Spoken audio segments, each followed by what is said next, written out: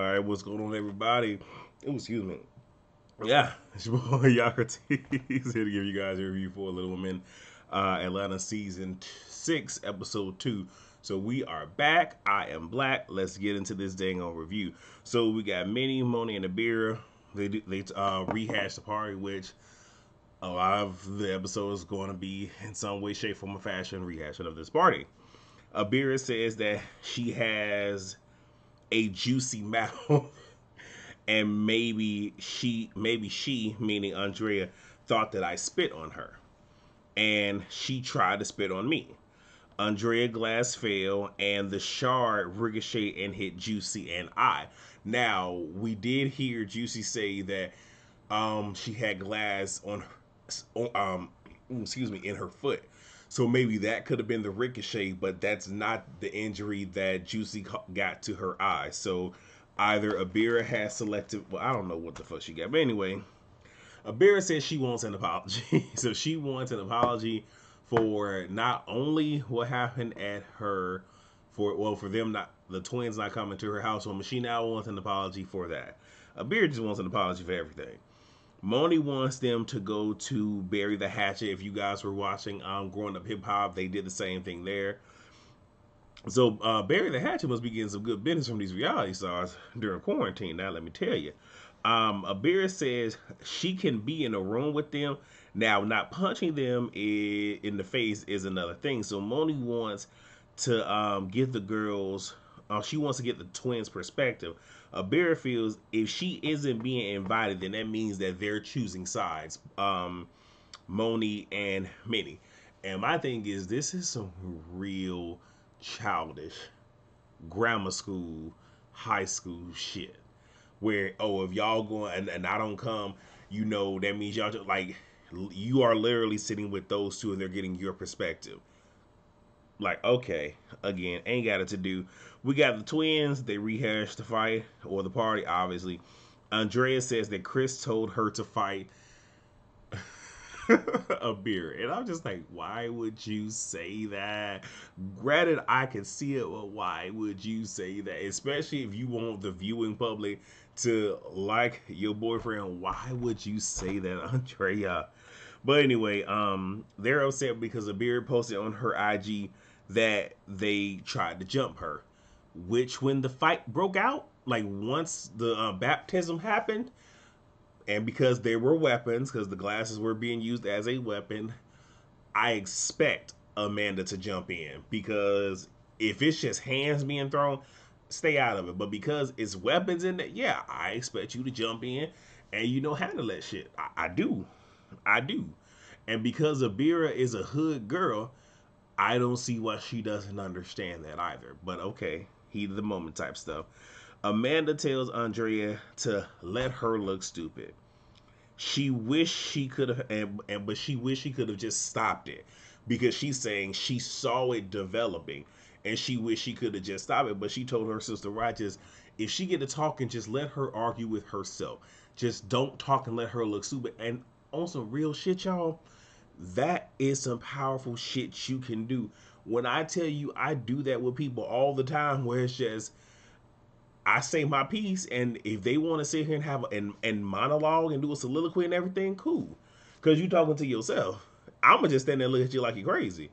Because you are the one with all that, and there's such a thing as transference of energy. The energy is never destroyed. It's just transfer is a continuing thing. I'm not gonna sit here and give you that. I'm gonna just let you stand there being angry, and then when you see that you're not going to react to I'm either you're going to get more angry because yes, you are going to look idiotic and foolish, especially if I'm at a point where I say all I need to say and the next thing is probably going to be hands being thrown. I ain't got nothing to say. I'm going to say my piece.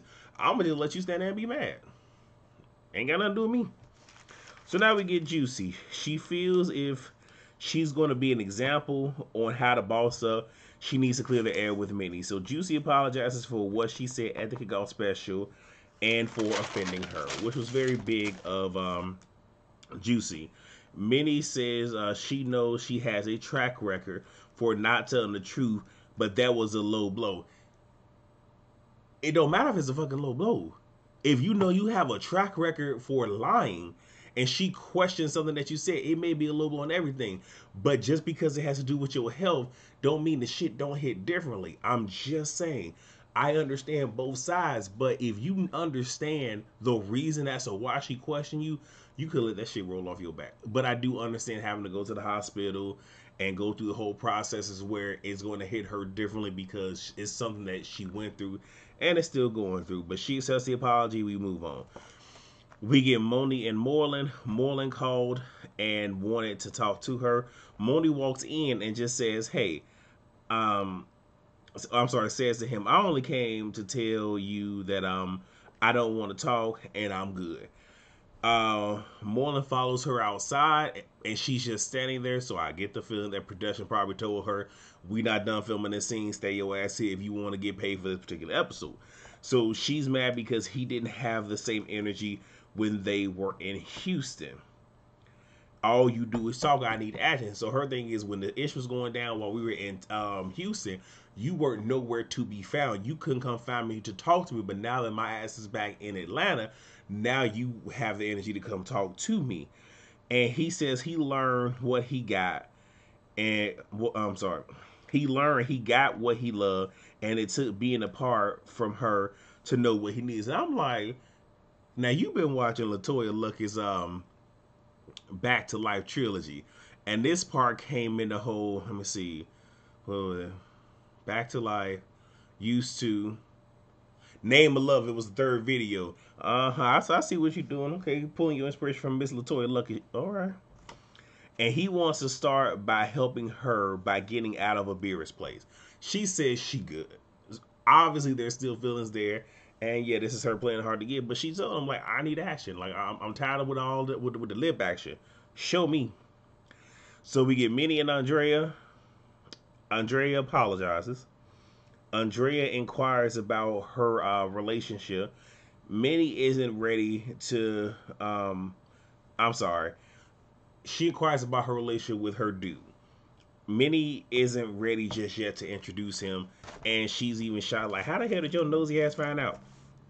So Amanda goes to ortho about her legs, more or less her ankles. There's some pain there, and she feels that she may need surgery again.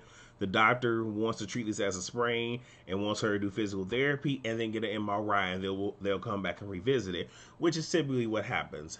I've dealt with this a lot in the military, where you have an issue, the first thing is an X-ray, because it doesn't cost, well, more for the military, they have the resources right there, and it doesn't cost them that much for an X-ray, but an MRI is a little bit more in depth, and more or less for the military, they need to be sure before they see you get MRI. Trust me, I know, because I've been there. So they're going to do the MRI for her. Amanda is very self-conscious about, you know, the way that she walks and the scars and whatnot, and then you have, damn it, what is the boy name? It's not Chris. Damn it, her husband just reassures her that she looks fine and everything's gonna be fine. So we have the Bury the Hatchet thing. We got the twins, Moni, Minnie, and Juicy.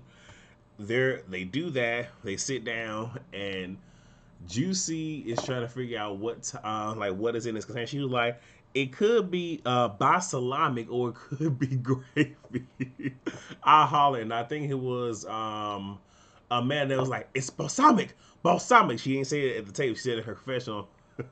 But that is kind of annoying when you know how something is supposed to, you know, be said or whatever, and somebody says it wrong. It can't get up under your crawls a little bit. So Juicy asks where is Abira. Moni informs them that she already spoke with her, and now she wants to talk with them, more or less the twins. Juicy doesn't believe things are going all good with Abira. Amanda asks what was her side of the story, and she's told, okay, well, she feels attacked. Andrea, was it Andrea? Might have been, okay, well, one of them says it was between her and her sister, but she was a bully, throwing drinks and whatnot, and was she not going, oh, damn, what did I say right here? And what she got, she deserved. So Moni wants them to sit down, maybe 1-on-1 or 2-on-1. Amanda ain't here for it. She ain't having it.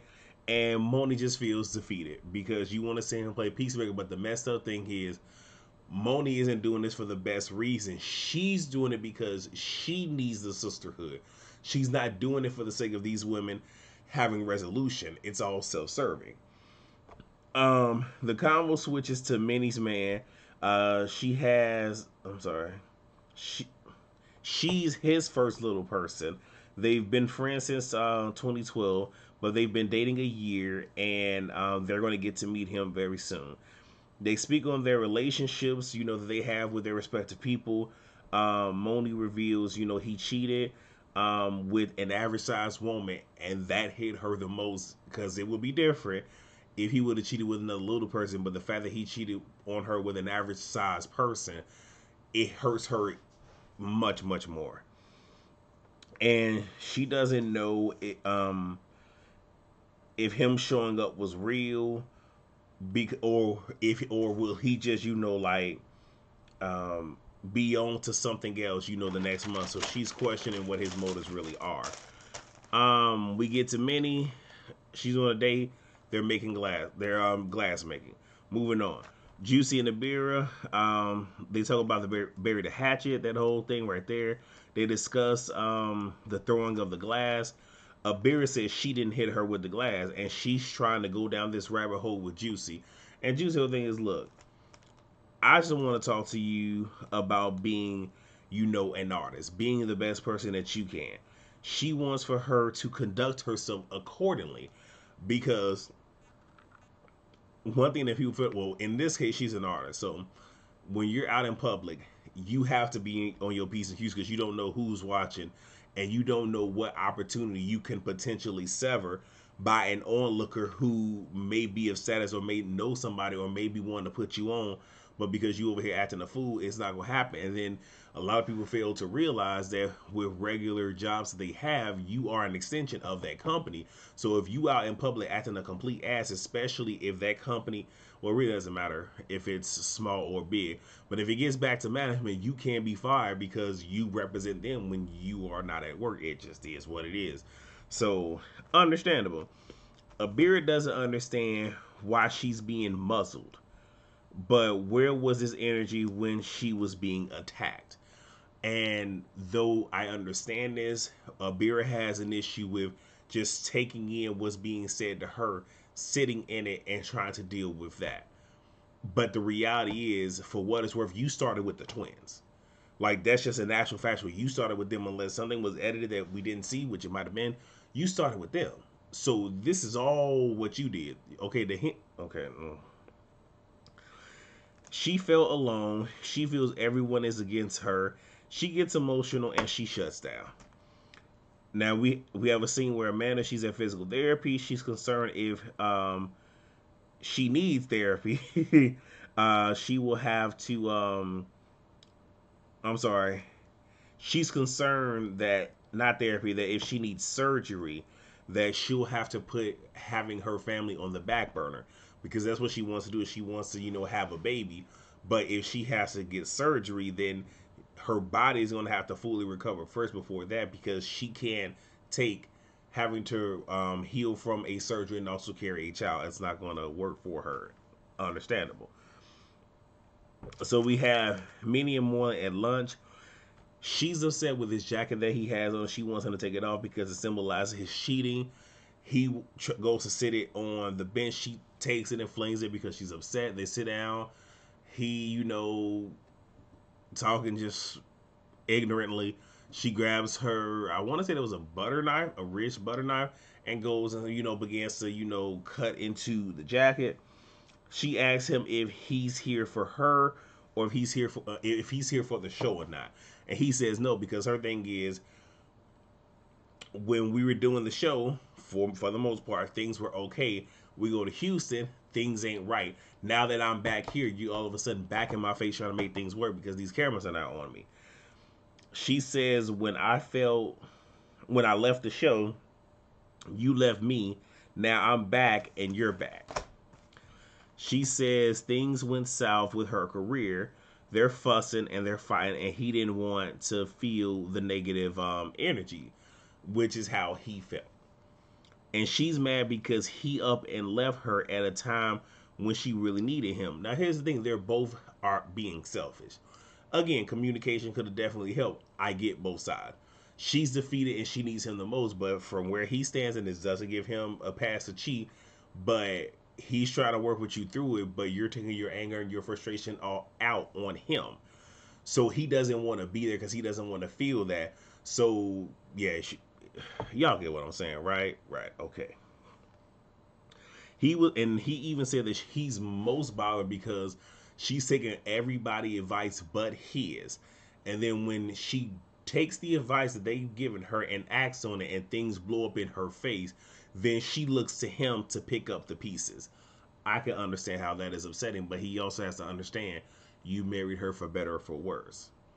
Now, this is something that he could have definitely said to her before, instead of sitting here and just playing pass around you know what with all these different people. But okay, she says she needs to communicate with him instead of shutting down. Again, communication. Been saying it, and he needs to show her by changing. He needs to show her. And what she did, and I appreciate it, she gave him things that he can do rather than just show me something. She said, change your number, destroy that dang jacket, and be 100 with me. Cool. So now we get Moni and Abira. Abira doesn't like that Moreland is making her the reason that he cheated and trying to manipulate her. Cool. Moni says that she isn't being manipulated. Abira isn't listening to Moni, but wants Moni to listen to her, which is very telling, which is very upsetting. And people need to understand in a situation what role your friend wants you to have. And I tend to ask people like, do you want me to just listen to you? Do you want me to have an opinion? Do you want advice? Let me know so I can be that for you.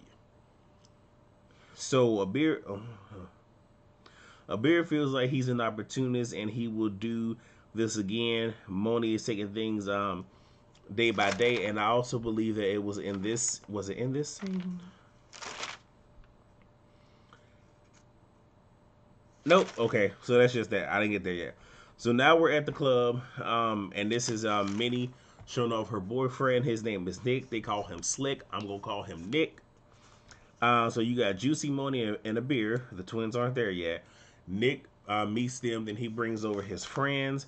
Abira is protective of the girls, more or less Juicy, because she see, the men flirting and whatnot. Okay, cool. That's the role she playing. Nick is a producer. One of his friends asked if, the women get offended if they were being picked up. Abira says, now she internalizes the question. If it's in this setting, no. If it's in the bedroom, then it's totally acceptable. Okay. It's at this point that he says that's good then. Abira says, curiosity killed the cat. I got mouth. And in this moment, his friends are being very rude and very disrespectful. And it's almost like they're fetish sizing, I believe that's how you say it, them as little women, and it's not sitting well with Abira. Abira is asked what her type. She says educated. The girls remove themselves, and the twins get there. Abira sees it, and Abira's like, you know what? This night is about you, Minnie. I'm going to leave. I'm not going to sit here and turn up and cause a scene. And that's the end of the episode. So please tell me what you think. Rate, comment, subscribe, and share. And I got one more episode. Peace.